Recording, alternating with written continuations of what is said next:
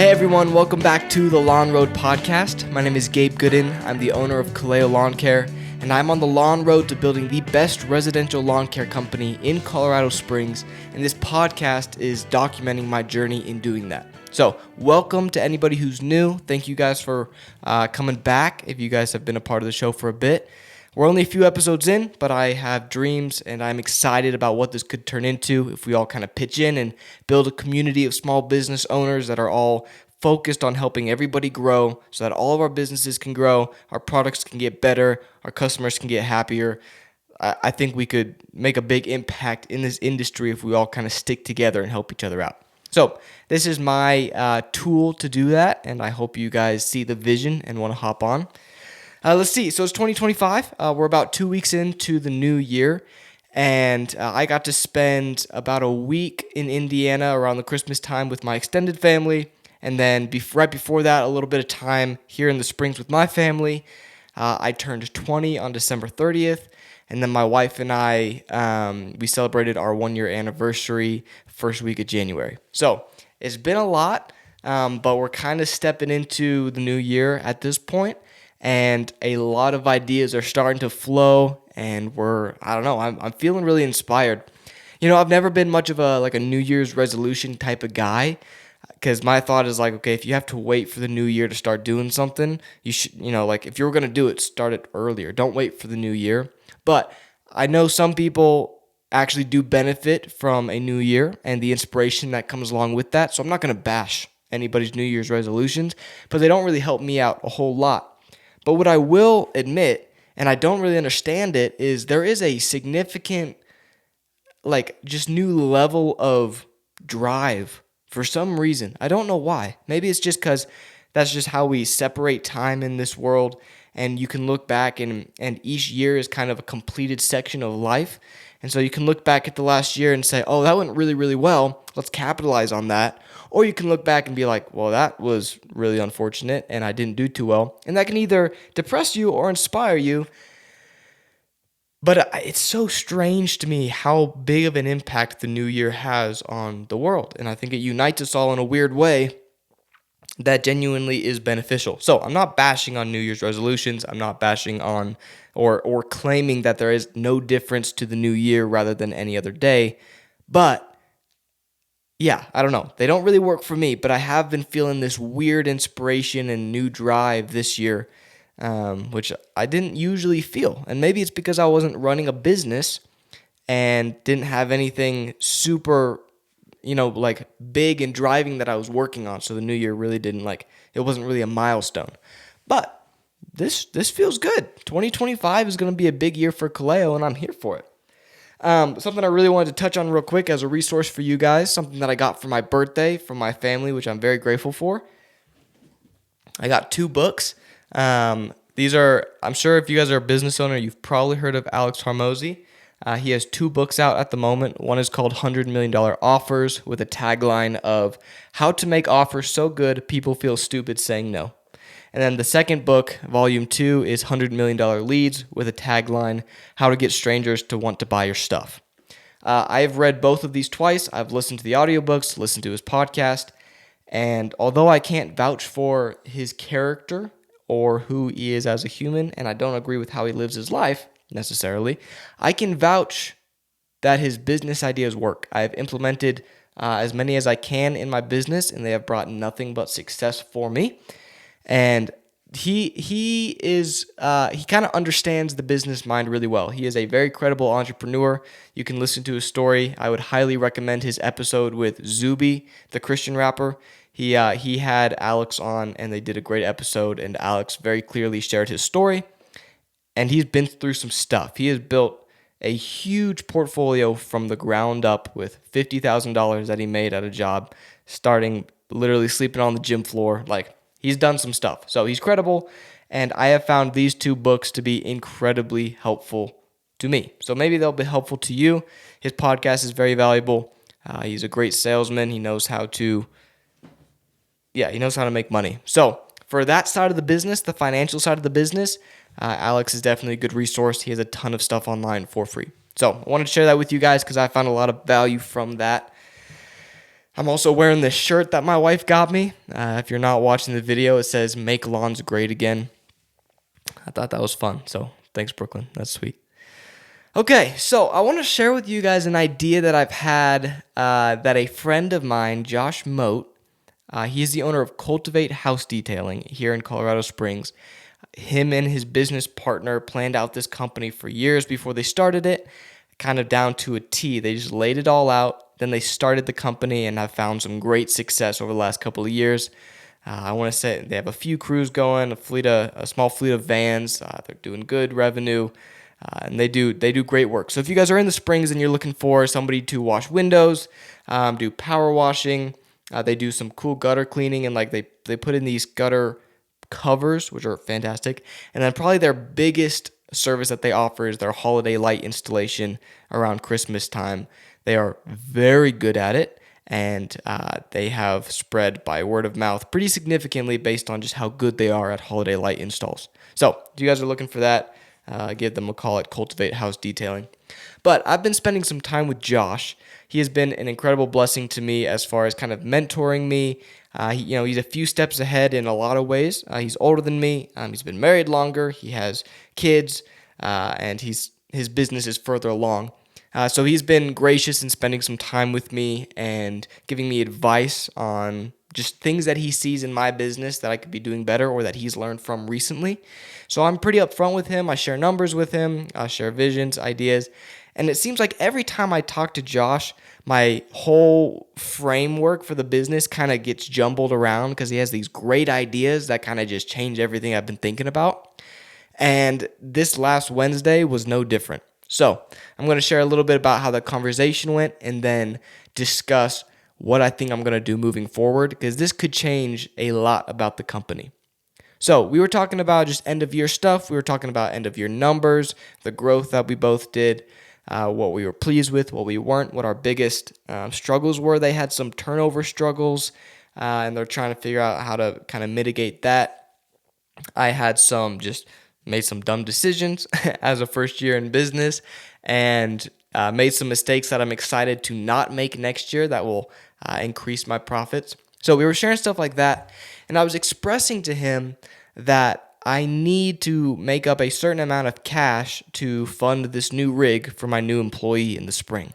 So I need to buy a truck, trailer, and tools for this rig, and it comes out to, if you're excluding insurance and decals and whatnot, it comes out to roughly about 15 to 17 grand is what I have in mind for what would like get me a good rig for next season. And I don't have that right now. And so it's the off season. There's not a whole lot of money coming in aside from snow, which is just, as you guys know, it's not half as profitable or dependable as grass and the summer season. So we were kind of brainstorming what could I do to avoid, or I guess to either find that cash before the season starts or pivot and go a different route with the rig. And he runs his whole fleet out of vans, right? So they're detailers. So that makes sense. A lot of detailer companies use vans. We're talking like the Ford E250, like just the classic trades van that you see on the road. They're everywhere. And he knows that I run my rigs pretty small, right? So I use 5x8 trailers. I only use push mowers. I can fit everything comfortably in a 5x8 trailer. And he was like, why don't you use vans? And I was like, what?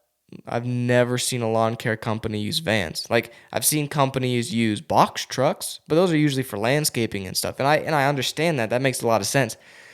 But I was like, I've never seen a lawn care company run out of vans before. And we started talking about what that could look like.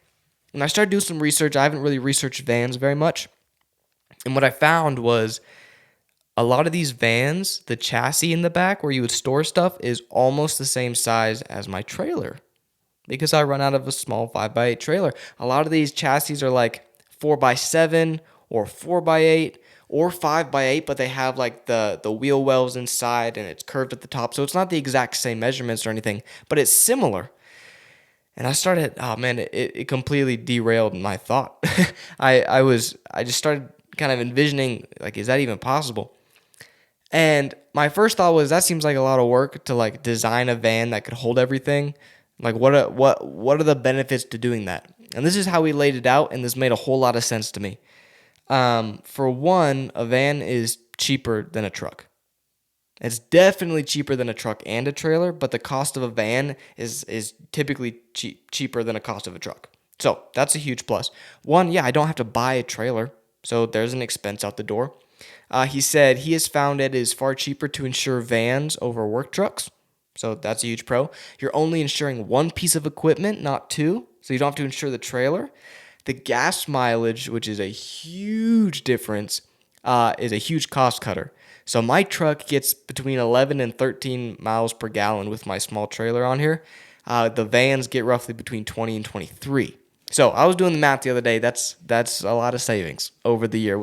I drive about 7,200 miles per season with my rig, and at an average price of roughly $3 a gallon. I don't know. I did the math. I don't know all the numbers off the top of my head, but it was very significant. And just like some security things, like vans are easier to lock up and they're smaller. They have a smaller profile, so they can park in more places, take up less space. They're less distracting. I only have to wrap the van. I don't have to put decals on the truck and the trailer, so that's cheaper. And he started just rattling off all of these reasons that he think it could work.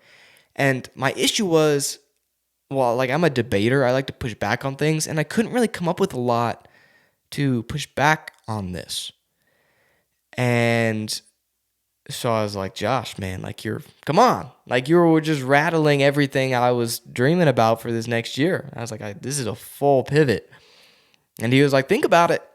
And so that's what I've been doing for the last week. I've been researching vans, looking on Facebook, trying to figure out what vans are available, what the market kind of looks like, the problems with vans, different brands and whatnot. And so long story short, on this Saturday, I'm going up to Denver to look at a van. I'm looking at it's a Ford Cargo or Transit. Oh, what's it called? A Ford Transit Express, I think, like the Cargo XLT version or something like that. And it's a lot smaller than a lot of the vans that I'm talking about. It's not an extended van. It's more like a truck with a big old chassis on the back. And I think you can almost fit a 4x8 piece of plywood on the floor. It's just a little short. It's wider. I think it's 4.5 feet wide and then probably 7.5 feet long. So it's going to be very similar to my current trailer, and I don't use all the space in my trailer. I could easily lose a foot on both sides and be completely fine. So I'm going to go look at it. I got to use a lot of imagination to make sure this is all going to fit. I have a buddy of mine who's a mechanic coming up to evaluate just all the mechanics of the vehicle, because that's not my area of expertise. But if all goes well, I plan to bring the van home on Saturday. And the new employee in the spring is going to use that as his rig. I'm still going to use my truck and trailer, but he's going to kind of test drive the rig. And if all goes smoothly, I think I'm going to move forward with vans. I think it's very interesting. It kind of fits my business model of the small residential all-electric lawn care company. And it kind of, I don't know, I feel like there's something about the van that kind of drives it home, that I can fit all my gear in here and it's clean and I'm not worried about fumes and whatnot because I'm not using gas or oil or anything like that. So I think it could work. And I think it's very interesting. And I'd love to hear y'all's opinions on the van idea. But I'm pretty excited about it and I think it could work. So that's kind of where I'm at today. I've run a lot of numbers. It's far cheaper than a truck and trailer rig in a lot of ways. So I'm excited to see if, all of this could be bogus if I go see the van and realize it's junk or it's just not going to work at all. So I wanted to bring this up real quick because this was probably the biggest topic of conversation around the vans with my business friends, with my family, and anybody else I was seeking advice from. They were like, you can't buy a kidnapper van. Like Hollywood has ruined the E250 van, the big boxy white van with no windows. It's a great work van, but it's just been ruined by Hollywood because it looks like a kidnapper van. And the problem is, like, unless you can keep it well decaled and perfectly clean. And I think there's a way to do that where the van looks better. It's just like I asked my dad, I was like, even if it was decaled and looked nice, if it drove through your neighborhood, what would your reaction be? And he said, I would keep my eye on it the first time, but once I saw somebody get out and cut grass, it wouldn't be as big of a deal to me. But it's that first time that bothers me because that could be the only turnoff a potential customer needs is I don't want that van in front of my house. A huge part of this lawn care industry that we're all in is appearance. And we want the appearance to be good for our clients, and then we want it to be good for the neighbors around so that they also, want to hire us. So that just kind of seemed like an immediate no. Like I just can't do it. The issue with that is those are priced the best. There's so many of them. People are always selling those vans, even in good condition, and you can get good prices for them. But I decided, even if they're a couple grand cheaper, and that's what I'm talking about. It's not like 10 grand. It's like 3 grand tops is like the difference. It's not worth potentially losing a customer or the chance to get a customer because the van looks sketchy. So that's why I'm going with these Ford Transits. You can look them up. Again, they're pretty small, but I think they could work really well. So that's my brain right now. I'm talking about vans, a lawn care company that runs out of vans. I've never heard of it before. Maybe you guys have. I would love, if you guys have, or you do it yourself, please DM me on Instagram. You can either DM me at Kaleo Lawncare or at the Lawn Road Pod.